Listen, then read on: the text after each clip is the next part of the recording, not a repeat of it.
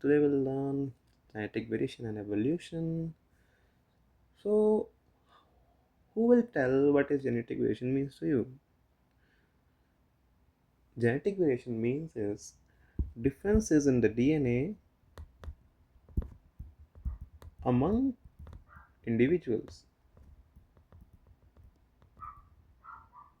Okay, in sexually reproduction organism,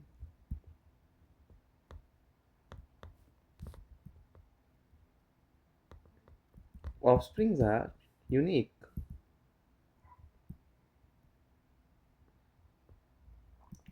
Why? Have you think about like why this happens only in sexual reproduction? This is because genetic variation has the ultimate source.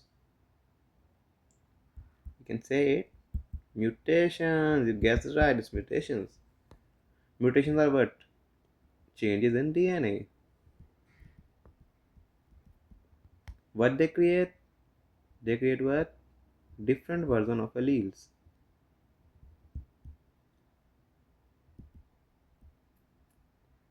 which are called as, you guessed right, genes.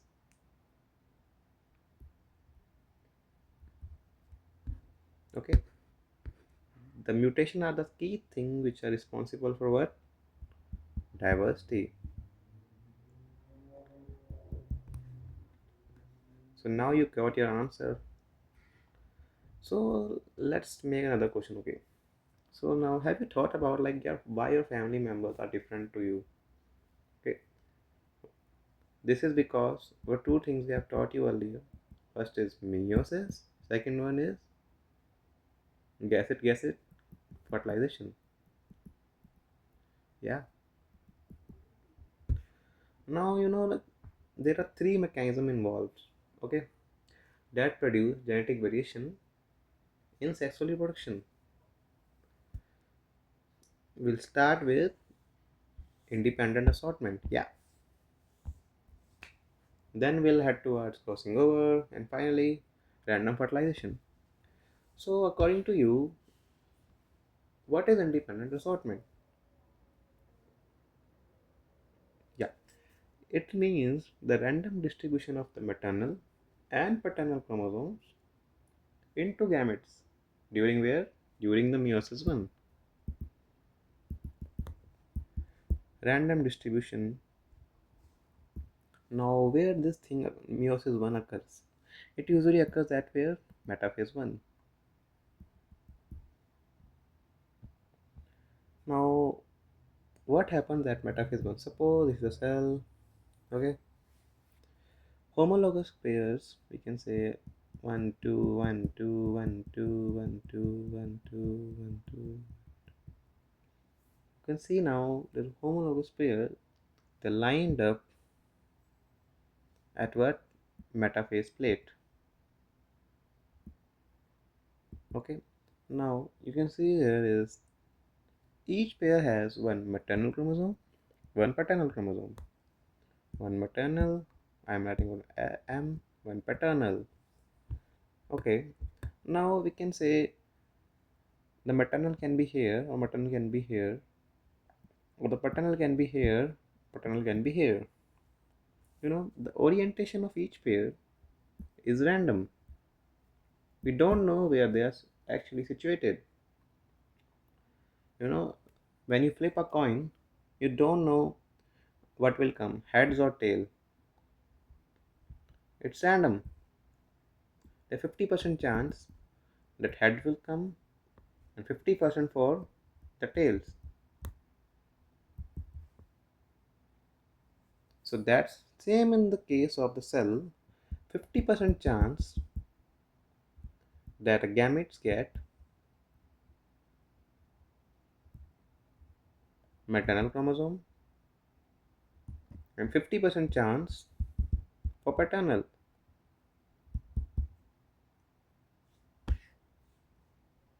Now the question arises, how this creates variation? To answer that, the homologous pair orients independently of other pairs. then this combination of a gamete received is unique. In simple terms, this means as each homologous pair decides where where do he like to perform, like he doesn't like. It means like this one pair of chromosome lines up randomly without getting affected by the other chromosome pair lineup. That means this. They don't get affected by how the other chromosome pair that line up, and they line up randomly, one pair. So like this combination of gamete is unique, okay?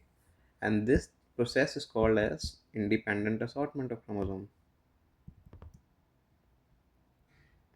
So chromosome don't care actually where they line up or where they take place, irrespective of the other chromosome.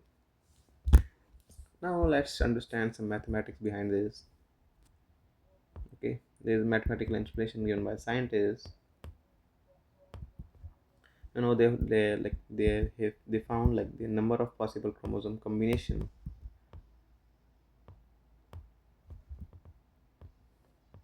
They gave a formula which is 2 to the power n, where n means is haploid number of chromosome. Haploid number of chromosome. For example, let's say n is equal to 2. Okay, if n is equal to 2, according to the formula, we put n value is 2, 2 to the power 2, which means 2 into 2. The answer comes 4. So there are 4 possible combinations. If n is equal to 3, 2 to the power 3, 8, which means 8 possible combinations. Now let's talk about in humans. In humans, n is equal to 23. They are haploid. Each cell contains haploid. In gametes, n is 23 there. The possible combination can be come out 10 to nearly 8.4 million, which is quite large.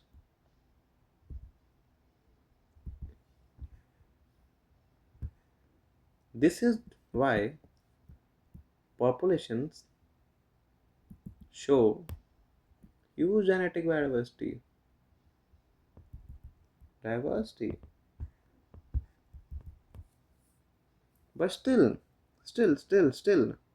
8.4 million is not correct. Why? Because you forget about crossing over.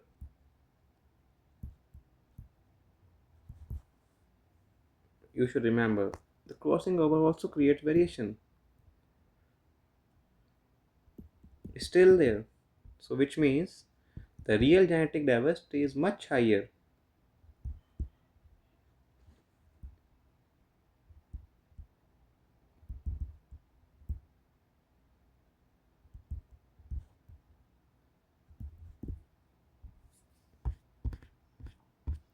Now,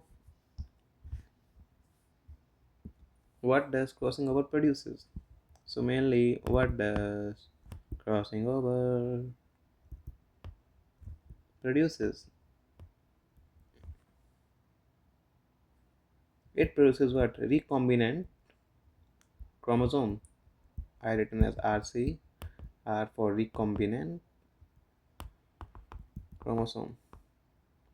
I think you remember that in crossing over one pair of chromosome, and in that chromosome the sister chromatid get exchanged. First of all, for example, this is was the father, this was the mother, they are homologs, and this part get cut and exchanged. The mother part attaches to the father side, and the father side attaches to the mother side. This pair is known as recombinant chromosome. The chromosome they produce is not purely maternal and not paternal, not purely paternal also.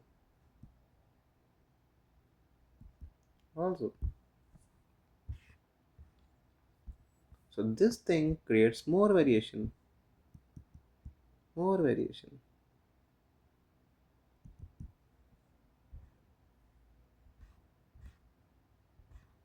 Now, the final thing we'll talk about today is random fertilization.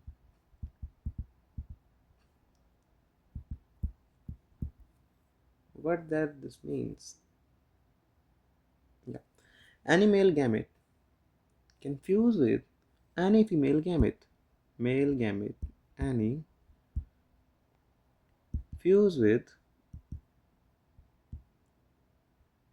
any female gamete.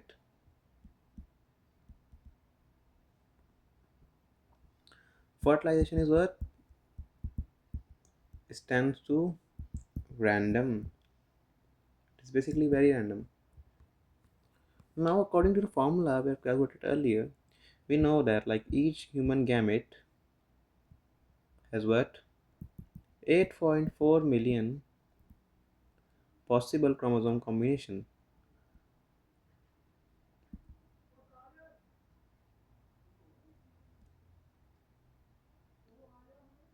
Okay. Now in random fertilization, random fusion, this thing means 2.23 multiplied by the same number because we don't know. So this tends to nearly 70 trillion combinations, which are a lot. But also again and again, this also doesn't include crossing over, which creates more genetic diversity.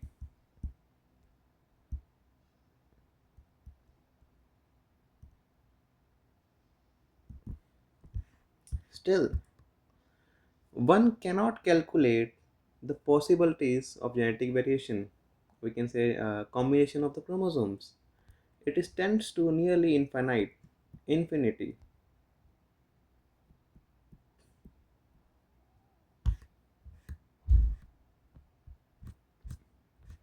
Now let's skip this topic and like talk about some part of we can say evolution and significance. We can say of what genetic variation.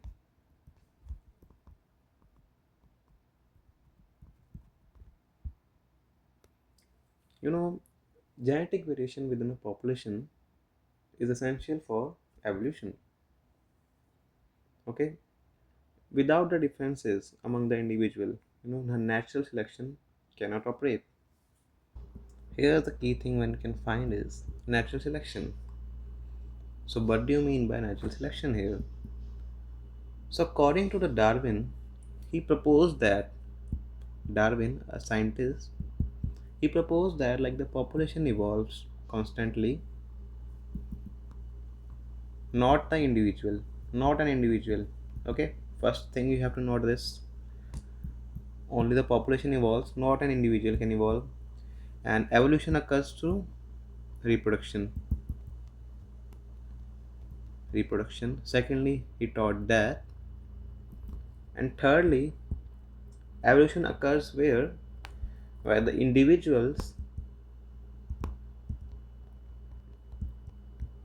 survive longer,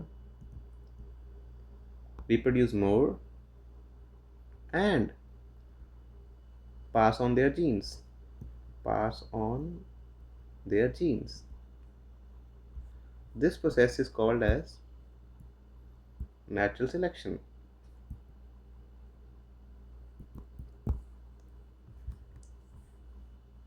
Now, new question arises to some younger tender minds, like how genetic variation drives evolution. Drives evolution. First of all, there are three key things for doing that. First one is called mutations. Second we call as meiosis, and third natural selection. These three kings drive evolution. How mutations what gives? It's give new alleles. Okay. Meiosis mixes and reshuffle alleles, like in crossing over I told you earlier.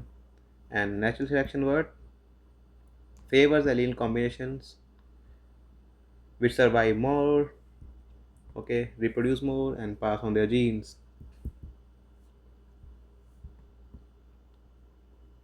Now, does only like sexual reproduction gives like genetic variation? The short answer is yes. Sexual reproduction gives genetic variation.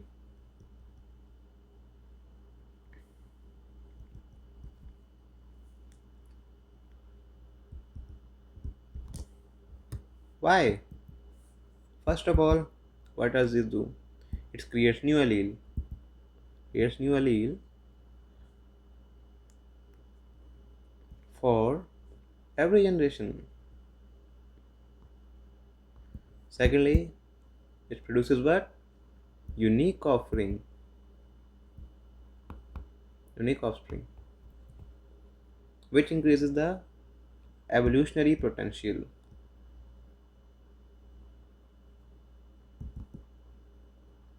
But still, sexual reproduction has some drawbacks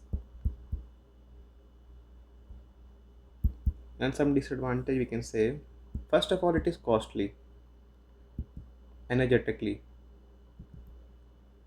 Secondly, it is slower than what? Than asexual reproduction. Thirdly, yeah, it breaks up sexual, we can say it breaks up successful allele combination.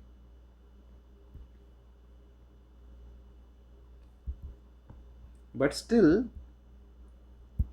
sexual reproduction is almost universal in any animals, in every animals.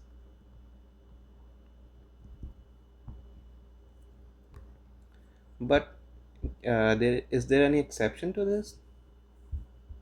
Yes, there is exception in the species of Beryloid rotifiers.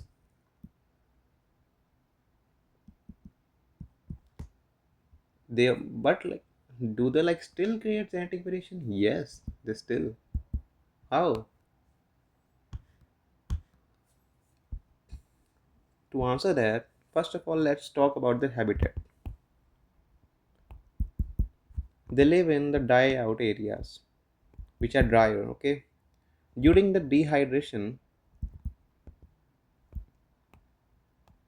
what happens? The cell membranes get cracked out.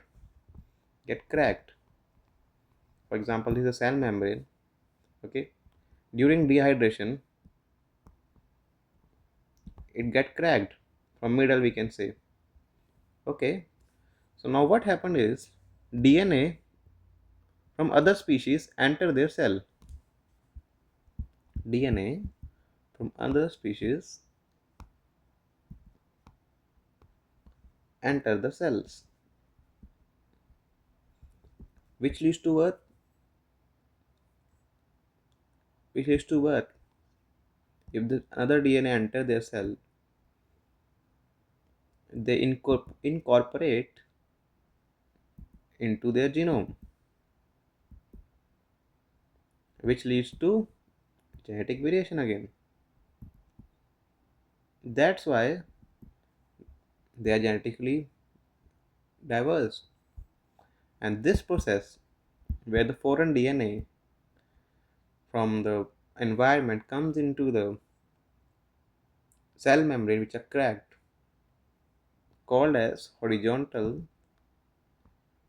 gene transfer.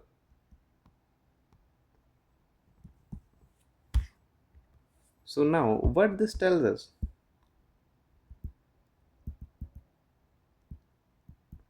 This tells us that genetically diversity is not only comes from sex, but also it can come from horizontal gene transfer.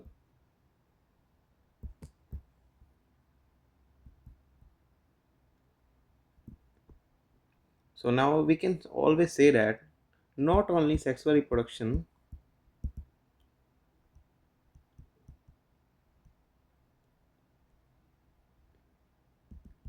gives variation,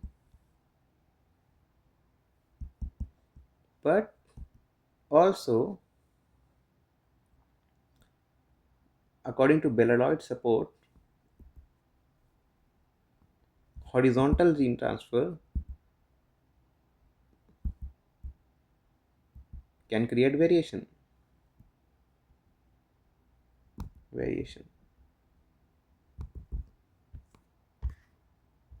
By this, we can also say that it is not only the common mechanism of sexual reproduction, not only one. So, farewell for today, guys. Okay, we'll meet you in the next chapter. We'll discuss about pea plants. Hint.